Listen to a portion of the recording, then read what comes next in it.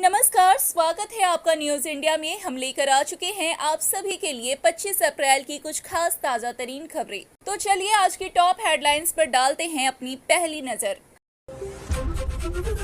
जम्मू कश्मीर के उधमपुर में आतंकियों की गोलीबारी में शहीद हुए नदिया के झंटू अली शेख।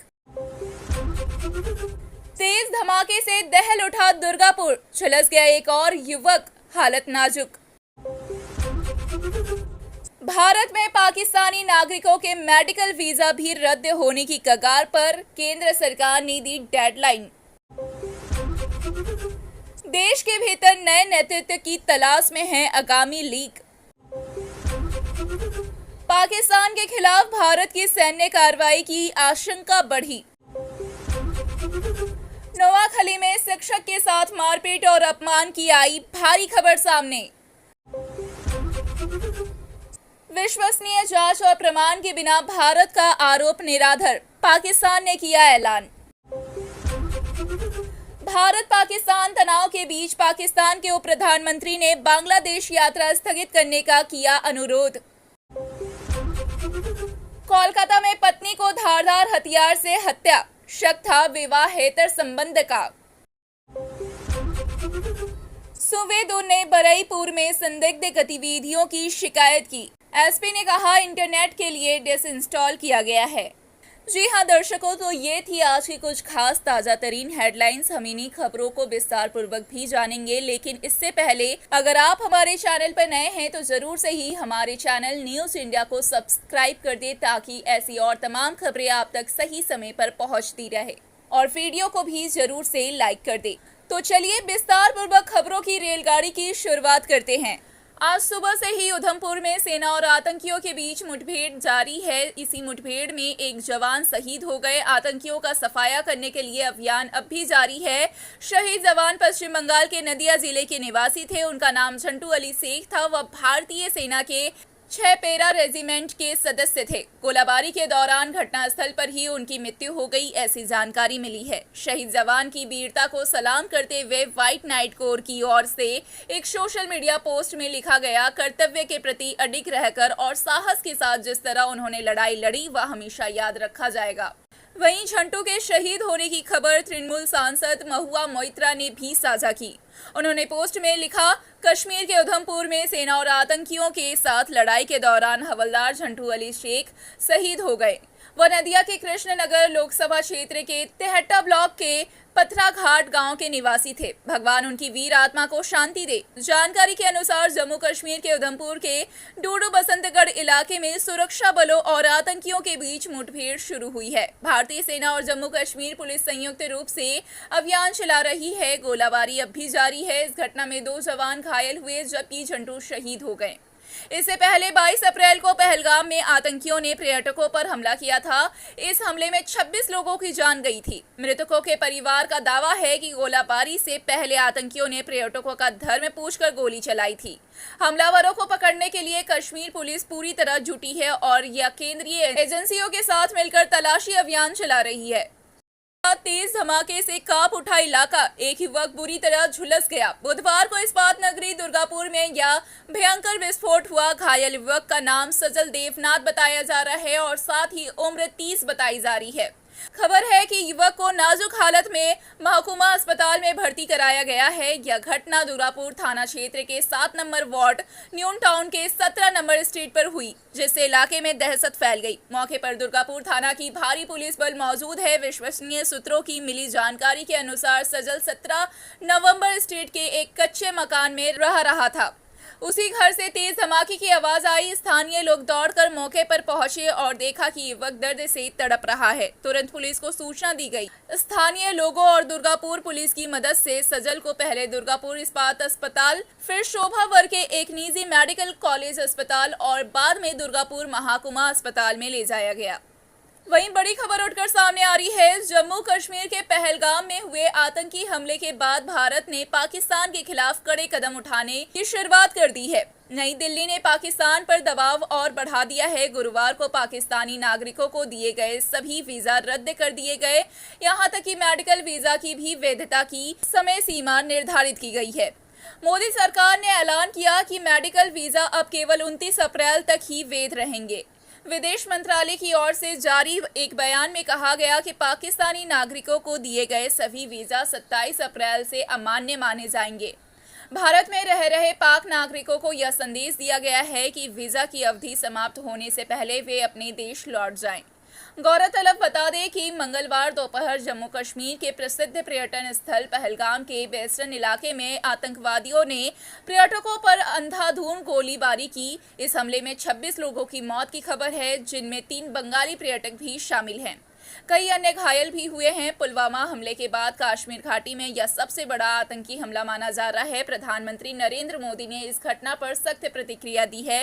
उन्होंने कहा, भारत हर एक आतंकवादी को ढूंढ निकालेगा और उसे कड़ी से कड़ी सजा देगा। जो लोग इस हमले के पीछे हैं या जिन्होंने इसे अंजाम देने में मदद की है, उन्हें भी ऐसी ही सजा दी जाएगी जो कि उन्होंने कभी कल्पना भी ना की हो। जी हाँ, वहीं सत्ता से हटने के बाद अवामी लीग अब ढाका में पार्टी नेतृत्व देने कोई और यानी किसी ऐसे व्यक्ति की तलाश कर रही है जो देश के भीतर पार्टी को फिर से संगठित कर सके। पार्टी के नेताओं का कहना है कि अब वे देश के अंदर सक्रिय राजनीतिक चीजों को प्राथमिकता दे रहे हैं। हालांकि इस समय पार्टी एक गंभीर संकट से गुजर रही है। फिलहाल उनका संगठन ढांचा इतना मजबूत नहीं है कि वे बड़े स्तर पर कोई कार्यक्रम लेकर सड़कों पर उतर सके। अभी पार्टी सिर्फ आकस्मिक झटका मिছিল या फिर फ्लैश मर्च और सोशल मीडिया के माध्यम से ही अपनी उपस्थिति जताने की कोशिश कर रही है। वहीं दूसरी ओर जुलाई में हुए जनविद्रोह के दौरान हुई हत्याओं के आरोप और फांसीवाद की छवि से कैसे बाहर निकलेंगे अवामी लीग, और क्या वह देश की राजनीति में शीघ्र ही वापसी कर पाएगी, यह एक बड़ा सवाल बना हुआ है।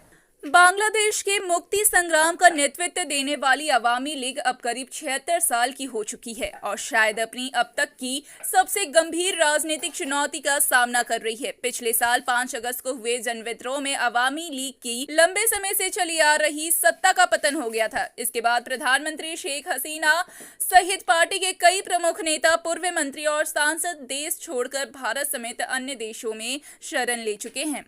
देश के अंदर पार्टी नेतृत्व विहीन हो गई है, जिससे जमीनी स्तर के कार्यकर्ता दिशा विहीन हो गए हैं। उनमें से कई का ये भी कहना है कि उस समय सबसे पहले उनके लिए अपना जान बचाना जरूरी हो गया था। कुछ अभी भी देश के भीतर छिपे हुए हैं तो कुछ को गिरफ्तार किया गया है। सरकार गिरने के 8 महीने बाद भी अब तक कोई भी नेता देश में सामने आकर नेतृत्व नहीं संभाल पाया है। भारत और पश्चिमी देशों में मौजूद अवामी लीग के कुछ नेताओं ने BBC बंगला से कहा कि अब पार्टी प्रमुख शेख हसीना सहित सभी को लग रहा है कि देश के भीतर एक ऐसा प्रवक्ता या नेता होना चाहिए जो सामने आकर संगठन को फिर से खड़ा कर सके और बिखरे कार्यकर्ताओं को संगठित कर सके।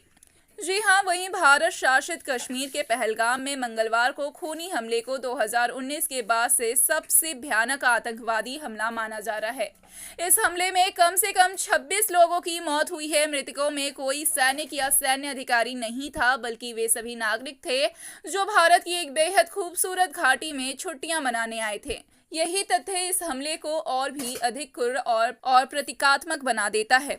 मंगलवार का यह हमला सिर्फ इंसानी जानों पर नहीं हुआ, बल्कि उस समय यह हमला सिर्फ इंसानों पर नहीं हुआ बल्कि सुनियोजित हमला था, जिसे कश्मीर घाटी में कई वर्षों की मेहनत के बाद वापस लाने की कोशिश की जा रही थी। भारत और पाकिस्तान दोनों ही कश्मीर को अपना अभिन्न हिस्सा मानते हैं, लेकिन वे केवल इनके हिस्सों पर नियंत्रण रखते हैं। कश्मीर के इतिहास और हालिया घटनाक्रमों को देखते हुए विशेषज्ञों का मानना है कि इस बार भारत की प्रतिक्रिया में बल प्रयोग की संभावना प्रबल है। पहलगाम की घटना के बाद भारत ने तुरंत कई कड़े कदम उठाए हैं, जिनमें एक प्रमुख सीमा पार मार्ग को बंद करना, एक महत्वपूर्ण जल बंटवारा समझौता स्थगित करना और पाकिस्तानी राजनयिकों को निष्कासित करना शामिल है। इस बीच सबसे अहम बात यह है कि भारत के रक्षा मंत्री राजनाथ सिंह कड़ा जवाब देने का वादा किया है। उन्होंने न केवल अपराधियों के खिलाफ बल्कि भारत की धरती पर इस घिनौने कृत्य के पीछे छिपे मास्टरमाइंड्स के खिलाफ भी कठोर कार्रवाई का आश्वासन दिया है। इन सभी संकेतों के बीच विशेषज्ञों का मानना है कि पाकिस्तान के खिलाफ भारत की किसी संभावित सैन्य कार्रवाई की आशंका अब पहले से कहीं अधिक बढ़ गई है। जी हाँ, तो वहीं नोआखाली जिले के बेगमगंज उपजिला के एक स्कूल में प्रधान शिक्षक के साथ मारपीट और अपमानजनक व्यवहार की घटना के बाद पूरे इलाके में हंगामा मच गया है। इस घटना को लेकर छात्रों में भी आक्रोश देखा गया और उन्होंने गुरुवार को कक्षाएं छोड़कर विरोध मार्च निकाला। छात्रों ने विरोध प्रदर्शन करते हुए प्रधान शिक्षक यूनुस नबी के इस्तीफा की मांग की है। प्रधान शिक्षक यूनुस नबी ने आरोप लगाया कि स्कूल की प्रबंधन समिति के कुछ पूर्व सदस्यों के साथ विवाद के चलते बुधवार को कुछ स्थानीय लोग उनके कार्यालय में घुस आए और उनके साथ मारपीट की। इस घटना का वीडियो सोशल मीडिया पर वायरल होने के बाद यह मुद्दा व्यापक चर्चा और आलोचना का विषय बन गया है। स्थानीय प्रशासन और शिक्षा विभाग ने घटना की जांच शुरू कर दी है। अब सभी की नजर इस पर है। जांच के बाद क्या निष्कर्ष निकलता है और दोषियों के खिलाफ क्या कदम उठाए जाते हैं, देखना दिलचस्प होगा। वहीं पाकिस्तान ने कहा कि विश्वसनीय जांच और स्थापित साक्ष्य प्रमाणों के बिना भारत द्वारा पहलगाम हमले को पाकिस्तान से जोड़ने की कोशिश निराधार, असंगत और तार्किक रूप से हार का संकेत है। यह बयान प्रधानमंत्री शहबाज शरीफ के कार्यालय से जारी एक बयान में दिया गया है। पहलगाम हमले के बाद भारत के प्रतिशोधी कार्रवाइयों के जवाब में पाकिस्तान ने आज भारतीय नागरिकों के वीजा स्थगित करने, भारतीय विमानों के लिए एयर स्पेस बंद करने और भारत के साथ सभी प्रकार के व्यापार को निलंबित करने जैसे कदम उठाए हैं।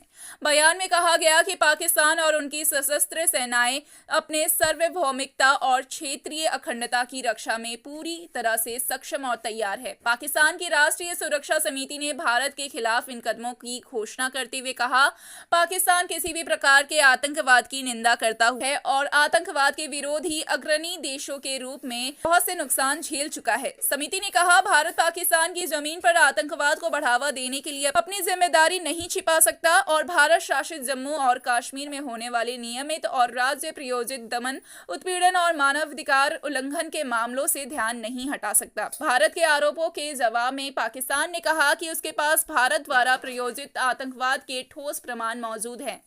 पाकिस्तान ने यह भी कहा कि भारतीय नौसेना के कमांडर कुलभूषण जाधव की स्वीकारोक्ति इस बात का स्पष्ट प्रमाण है कि भारत के समर्थन में आतंकवाद फैलाया गया है। जी हाँ, वहीं आप सभी को बताते चले कि भारत के साथ कश्मीर मुद्दे पर चल रहे तनाव के बीच पाकिस्तान के उप प्रधानमंत्री और विदेश मंत्री इशाक डार ने बांग्लादेश को अपनी आगामी ढाका यात्रा स्थगित करने का अनुरोध किया है। उन्होंने इस बारे में गुरुवार को एक प्रेस कॉन्फ्रेंस में बात की। वहीं आप सभी को बताते चले, इशाक डार का ढाका दौरा आगामी रविवार 27 अप्रैल को पाकिस्तान से शुरू होने वाला था और यह 2 दिन का दौरा था। पाकिस्तान के विदेश सचिव आमना बलूच की 17 अप्रैल को ढाका यात्रा के दौरान इस मंत्री स्तरीय दौरे की तिथियां तय की गई थी। बांग्लादेश की सरकार समाचार एजेंसी बासस के हवाले से बताया गया कि इशाक डार की यात्रा के दौरान कई समझौतों पर हस्ताक्षर होने की संभावना थी और इस उद्देश्य को लेकर बांग्लादेश और पाकिस्तान मिलकर काम कर रहे थे। दाम्पत्य विवाद के कारण पत्नी को धारदार हथियार से काटकर हत्या करने का आरोप उसके पति पर लगा है। यह घटना बुधवार को कोलकाता के कस्बा थाना क्षेत्र में हुई। प्रारंभिक जानकारी के अनुसार पति को शक था कि उसकी पत्नी का वैवाहिक संबंध है और इसी संदेह के चलते उसने पत्नी की हत्या की है। मृतक महिला का नाम रीना मंडल है, जिनकी उम्र 33 वर्ष है। पुलिस ने आरोपी पति जनार्दन मंडल को गिरफ्तार कर लिया है और हत्या में इस्तेमाल किए गए धारदार हथियार को भी बरामद कर लिया है। पुलिस के मुताबिक यह दंपति दक्षिण 24 परगना के कनिंग का निवासी था और कोलकाता के कस्बा रतथला इलाके में रहता था। जनार्दन पेशे से रिक्शा चालक है, जबकि रीना एक घरेलू कामकाजी महिला है। वह जिस घर में काम करती थी उसके सामने ही बुधवार को जनार्दन ने उस पर हमला किया। स्थानीय सूत्रों के अनुसार जनार्दन अक्सर शराब के नशे में झगड़े करता था और उसका आरोप था कि उसकी पत्नी का वैवाहिक संबंध है।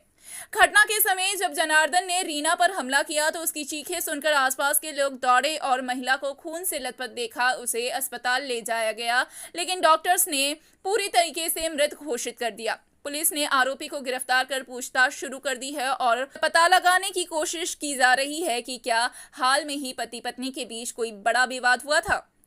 जी हाँ, तो वहीं भाजपा नेता शुभेंदु अधिकारी ने आरोप लगाया कि 2 कश्मीरी लोगों ने बरीपुर में अपने घर की छत पर नैनो बीम 2 ऐसी high power wireless network bridge स्थापित किया था। उन्होंने कहा इसे लंबी दूरी की वायरलेस कनेक्टिविटी के लिए एक विश्वसनीय समाधान प्रदान करने के लिए डिजाइन किया गया है। शिकायत के आधार पर जांच करने पर एसपी ने बताया कि इनमें से कोई भी कश्मीर का नहीं है और इंटरनेट कनेक्शन के लिए जियो फाइबर डिश लगाया गया है।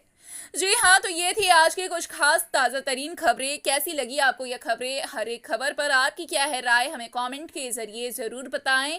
साथ ही ऐसी और तमाम खबरों के लिए हमारे चैनल न्यूज़ इंडिया को सब्सक्राइब करके पास खड़ी बेल आइकन की बटन को दबा दें ताकि हर दिन की खास खबरें आप तक सही समय पर पहुंचती रहें।